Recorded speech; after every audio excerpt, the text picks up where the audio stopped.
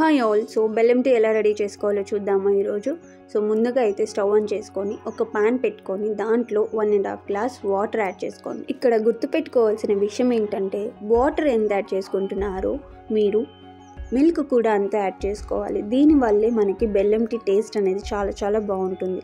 So next నేను ఇక్కడ 2 table spoon of tea పౌడర్ని యాడ్ చేస్తున్నాను అన్నమాట. సో దీని తర్వాత 2 యాలకుల్ని దంచుకున్నాను ఫ్లేవర్ కోసం అనేసి. దీని తర్వాత ఒక చిన్న అల్లం ముక్కని కూడా దంచి వేస్తున్నాను.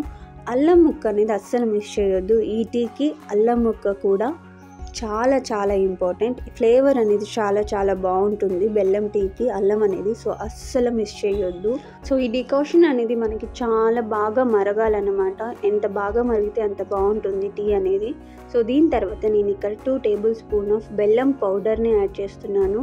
బెల్లం పౌడర్ అనేది మీరు లాస్ట్లో కూడా యాడ్ చేసుకోవచ్చు ఒకవేళ మీరు దీంట్లో పచ్చి పాలు యాడ్ చేస్తున్నారు అంటే. నేను ఇక్కడ 1.5 గ్లాస్ పాలు అనేది కాచి చల్లార్చిన పాలు అన్నమాట ఇవి. అందుకని నేను బెల్లం అనేది ముందే వేసుకున్నాను. మీరు కనుక పచ్చి పాలు వేస్తుంటే మాత్రం బెల్లం పౌడర్ అనేది మీరు లాస్ట్లో స్టవ్ ఆఫ్ చేసిన తర్వాత వేసి కొంచెం కలిపి అప్పుడు సర్వ్ చేసుకోవాలి. సో ఇలా మనకి టీ అనేది బాగా మరగాలన్నమాట.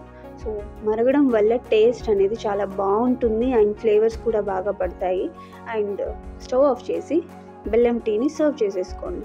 చాలా చాలా టేస్టీగా అండ్ హెల్దీ టీ అనేది మీకు రెడీ అయిపోతుంది. ఒకసారి ట్రై చేయండి అండ్ మీరు షుగర్తో టీ పెట్టుకోవడం మానేస్తారు. బెల్లంతోనే టీ అనేది ఎప్పుడు తాగుతూ ఉంటారు. బాయ్.